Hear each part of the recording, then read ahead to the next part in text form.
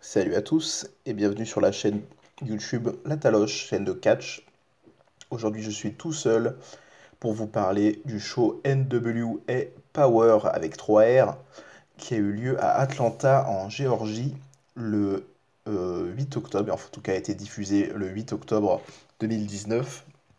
Il a été enregistré la semaine dernière, il me semble. Et aujourd'hui, je vais vous parler de ce show, de ce que j'en ai pensé, ma petite critique, voilà. J'espère que ça vous intéressera.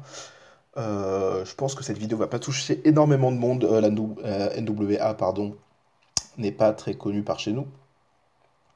Elle a une grande histoire dans l'histoire du catch, globalement. Dans le monde du catch, c'est une fédération, une promotion qui est très vieille. Elle date de 48, il me semble, 1948. C'est l'une des plus vieilles et sa ceinture mondiale est l'une des plus prestigieuses actuellement dans l'histoire du catch. Je m'excuse pour tous les qui ont lieu assez régulièrement.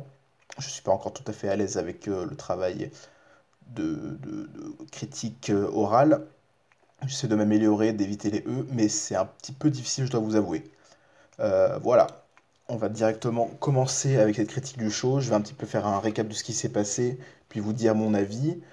On commence directement le show avec Nick Aldis, qui fait une petite promo. Nick Aldis, qui est le champion NWA, champion du monde, depuis un moment déjà. Pour ceux qui ne le connaissent pas, c'est le mari de Mickey James, qui est actuellement à la WWE. Il est aussi 2 fois désormais champion du monde de la NWA. Il a battu Cody Rhodes aussi, que vous connaissez, qui est le vice-président de la AEW. Il y a quelques temps pour récupérer son titre. Vous avez vu All In peut-être, sans doute ceux qui sont en train d'écouter cette vidéo. Voilà. C'est donc Nick Aldis qui commence en faisant une petite promo en disant que ça fait désormais 1 an qu'il a la ceinture autour de ses hanches musclées et saillantes. Il, euh, il rappelle un petit peu que c'est un champion combatif, que ce soir il affronte Tim Storm qui est l'ancien champion, duquel il a pris la ceinture d'ailleurs, et que ce soir ça va être un match où si Tim Storm perd, il ne pourra plus jamais affronter Nick Aldis pour le titre de la NWA. Voilà. Je vous parle pas trop de la présentation du show, parce que ce sera dans mon avis ensuite en fin de critique du show en lui-même. Mais on est dans un décor très old school, donc dans les années 70, un petit peu 70-80 surtout.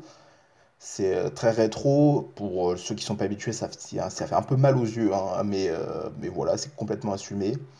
Mais j'en parlerai un petit peu plus tard.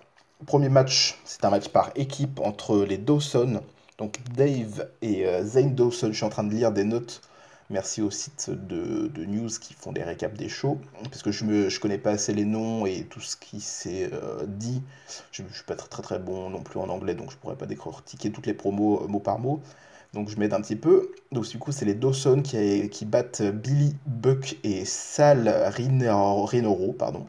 Un match assez rapide où les deux frères, j'imagine qu'ils sont frères, Dawson, Dave et Zane Dawson, euh, battent très facilement les deux jobbers qui sont en face. C'est un squash match, hein, ça va très vite. C'est assez intense, un petit peu violent, mais ça passe très bien. Le finisher est assez cool. Ensuite, juste après le match, ils font petite promo où ils disent que, qu'ils sont là juste pour péter des culs. Voilà, j'espère que je me fais pas démonétiser en disant péter des culs.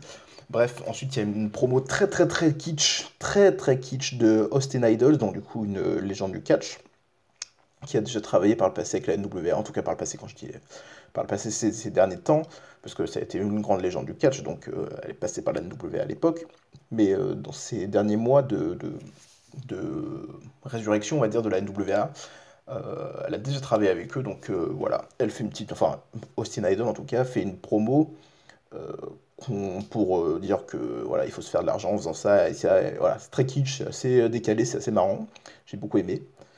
Ensuite, c'est Eli Drake qui vient faire son apparition.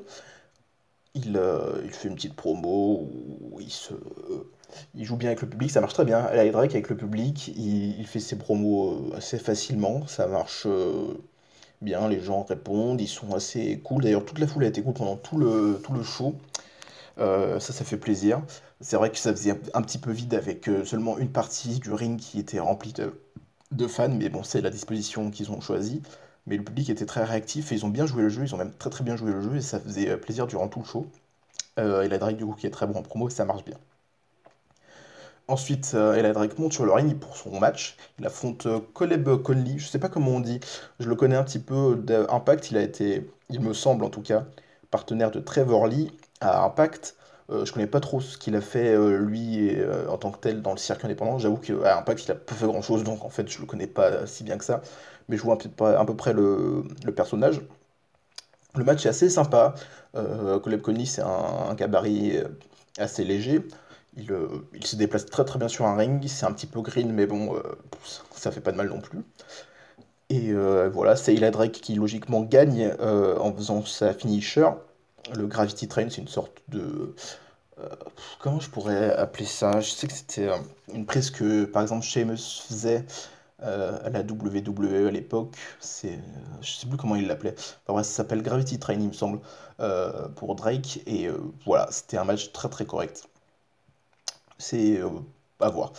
Joséphus, de toute façon, je vous dis ça, mais en fait, le show en globalité à voir, ça dure qu'une heure, donc c'est facilement digérable. Et comme ça, vous pouvez vous faire un avis de vous, même si vous voulez continuer à suivre les shows de l'NWA ou pas du tout. Mais voilà, j'espère que tu m'écoutes Wingreen parce que j'aimerais bien avoir ton avis sur ce show et d'autres d'ailleurs, même comme Trafalgar, je crois que tu as regardé le show. Donc voilà, si tu écoutes cette vidéo, gros bisous à toi. Joséphis, je sais pas comment on dit en français en fait, j'essaie de tout franciser mais c'est un peu dégueulasse.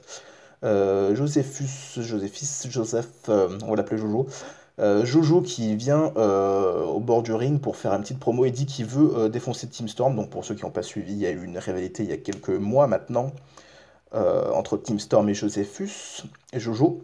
Je crois qu'il me semble que c'était Jojo qui avait battu. Enfin bref, waouh, il faudrait que je me rappelle la prochaine fois. Pensez-moi à me remettre à jour parce que c'est vrai que j'ai pas trop suivi depuis un moment la NWA. J'attendais juste ce show et en fait j'ai pas suivi ce qui s'est passé avant. Donc du coup je suis un petit peu perdu avec certaines choses qui s'est passé avant. Mais Team Storm se ramène pas. C'est James Storm, le champion national. Donc c'est un peu l'équivalent du titre US à la WWE à Raw.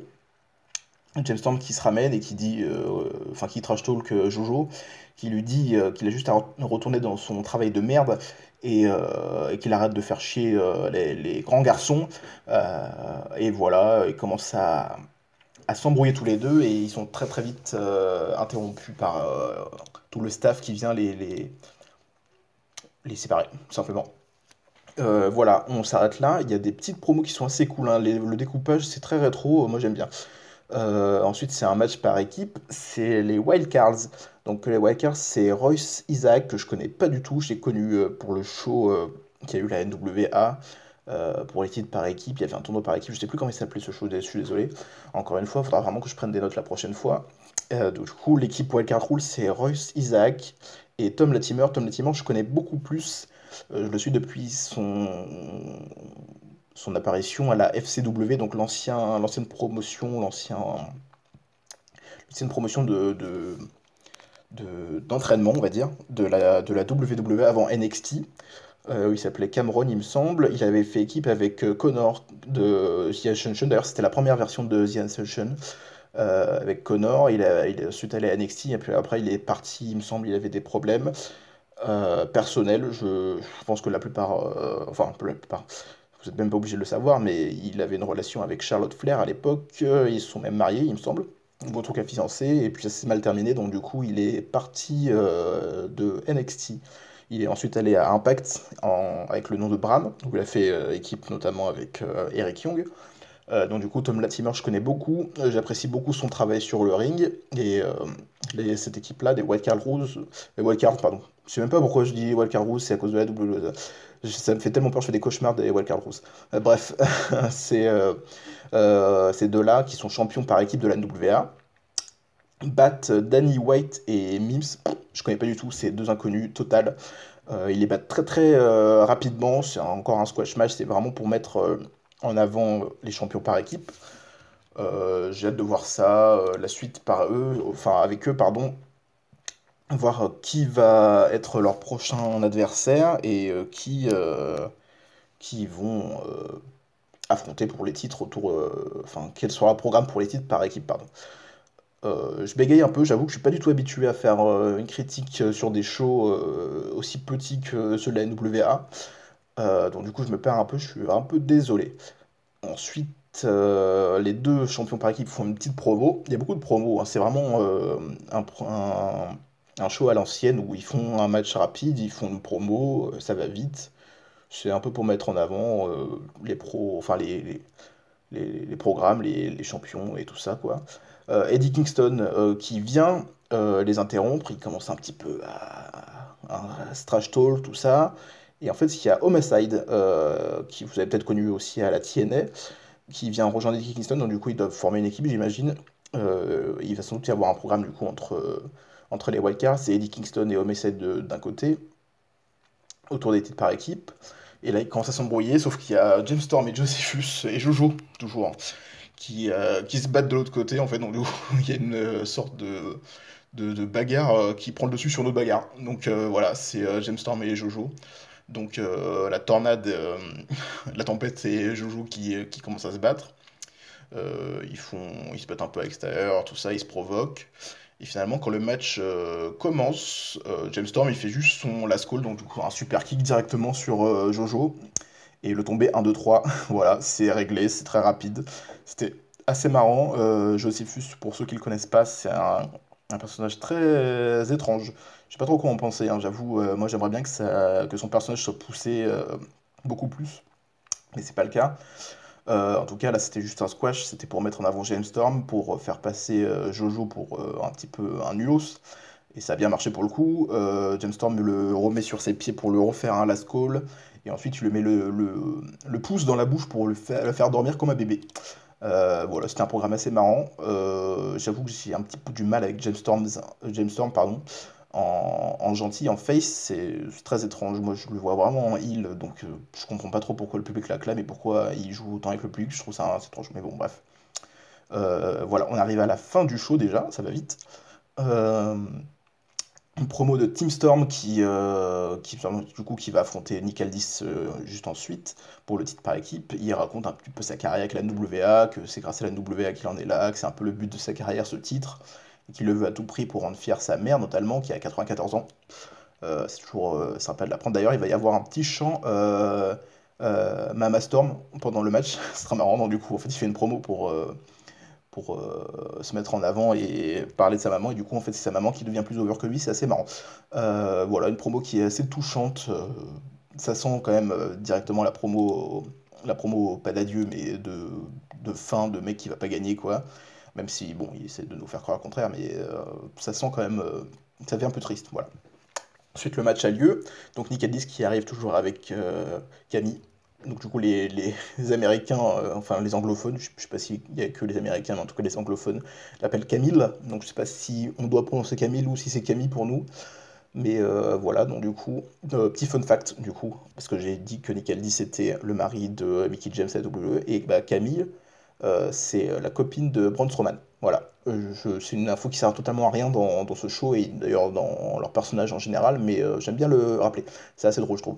Voilà. Le match est plutôt correct, plus long que ceux qu'il y avait avant.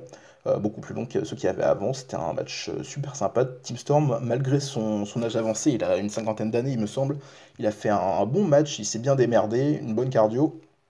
C'était très sympathique. Voilà, il y a eu un petit cafouillage à l'extérieur vers la fin du match où Nicalis, malheureusement, il met un coup d'avant-bras, une close line, je sais pas comment les Québécois disent, mais une close line voilà, sur Camille à l'extérieur en se trompant, malheureusement. C'est pas, il l'a pas fait volontairement parce qu'on ne tape pas les femmes volontairement dans le catch.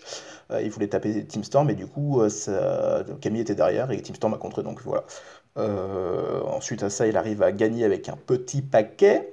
Nick Aldis gagne beaucoup avec des petits paquets, hein. J'avoue, à la NWA, je sais pas trop pourquoi, mais bon, j'avoue que c'est pas que ça me lasse, mais c'est un peu étrange. J'aimerais bien qu'il ait une finish, enfin une finish officielle, un truc, je sais pas trop. Voilà, donc du coup, Nick Aldis gagne. Il fait une petite promo à l'extérieur pour féliciter Team Storm de ce combat et que c'est vraiment quelqu'un de très talentueux et qu'il le remercie pour ça. Ensuite, la personne qui interview Nick Aldis demande à Camille comment elle se sent par rapport au coup qu'elle a pris. Et en fait, Nick Aldis pardon, le coupe pour dire qu'elle se sent bien et que voilà. Et en fait, ça se termine comme ça. Je sais pas du tout quelle va être la suite du programme avec Nick Aldis et Camille. Je sens qu'il va y avoir un petit truc, il commence à y avoir des tensions entre eux. Et je sais pas trop ce que ça va amener.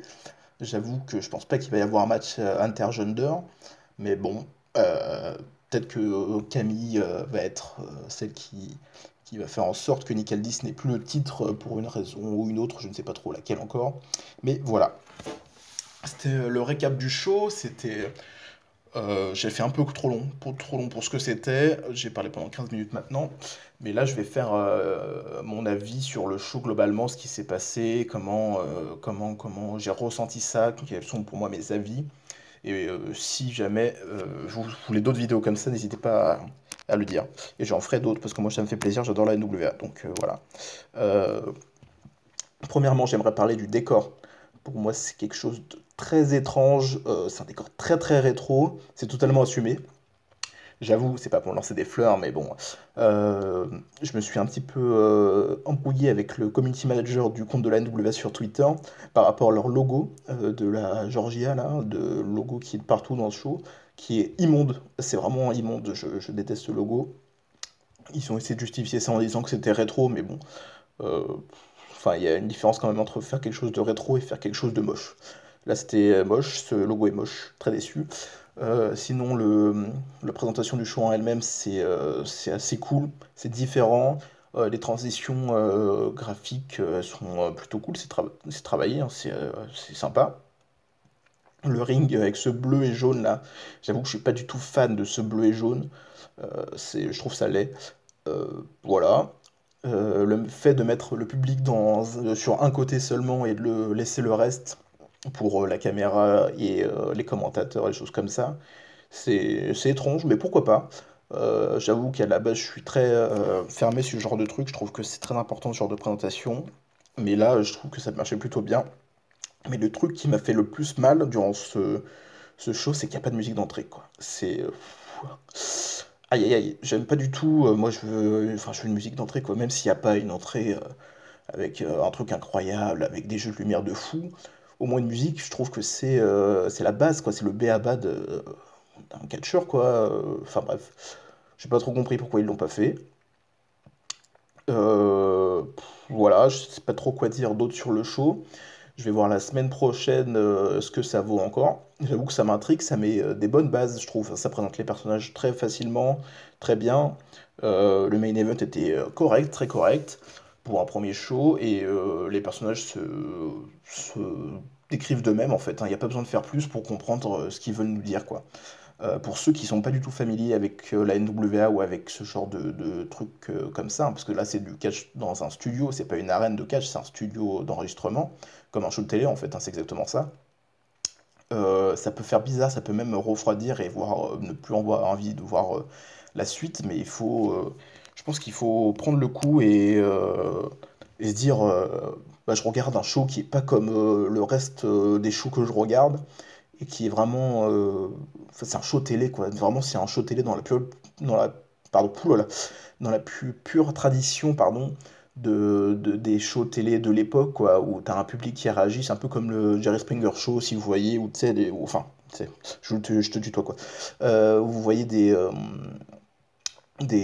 émissions qui passent à la télé aux États-Unis, où t'as un présentateur avec son bureau qui amène des invités, trucs comme ça, c'est exactement le même concept, quoi, c'est ça. Euh, J'avoue que j'ai un petit peu déstabilisé quand même par cette présentation, mais bon, je pense que ça va se faire tout seul au bout d'un moment, je vais avoir l'habitude. Et voilà, par contre, il faudra vraiment qu'ils mettent des musiques d'entrée, ça pour moi c'est très important. Voilà, n'hésitez pas à me dire ce que vous en avez pensé. Je m'attarderai plus si jamais vous le souhaitez. J'ai envie de faire une vidéo sur le 10 Pounds of Gold, les vidéos qu'ils ont fait depuis 1 an et demi maintenant, il me semble, sur le titre de champion de la NWA, depuis que Billy Corgan à racheter la fédération. C'est un des très très bons shows, je vous invite même à aller regarder. Mais j'ai vraiment envie d'en parler pour ceux qui auraient, pourquoi pas, la flemme de les regarder et vous dire ce que j'en pense moi. J'ai vraiment envie de parler de la NWAC, une promotion, une fédération, je sais pas comment on dit, hein, on s'en fout, qui me tient vraiment à cœur, donc pourquoi pas en parler si jamais il y en a quelques-uns d'entre vous qui veulent avoir des retours. Faut vraiment me le dire, j'avoue que ces vidéos que j'ai sorties, il n'y a pas eu beaucoup de commentaires, et j'ai pas eu beaucoup de retours, à part sur Twitter, par quelques-uns, je vous en remercie d'ailleurs. Mais voilà, j'aimerais avoir plus de retours, même si c'est pour me dire bien la vidéo, ou bof, ou t'es nul, ou tu dis trop pourquoi pas. Mais c'est important d'avoir des retours, et surtout de gens qui aiment le catch. C'est que enfin, les quelques personnes qui regardent ces vidéos-là sont des fans de catch, donc du coup j'aimerais bien avoir votre avis. Pourquoi pas faire des vidéos avec vous si jamais vous le souhaitez, mais en tout cas en débattre, et ça c'est très important, ça continue à augmenter notre passion pour le catch, notre passion commune. On est tous passionnés de catch et c'est, je pense, important de tous s'émoustiller les uns les autres pour continuer à être autant fan de catch et à autant apprécier ce qu'on regarde, même si ça peut être n'importe quoi qu'on regarde, mais autant qu'on apprécie, je trouve que c'est très cool. Voilà, j'en ai beaucoup trop fait. Je voulais pas du tout faire une vidéo de plus de 20 minutes, mais apparemment c'est le cas, je suis vraiment désolé.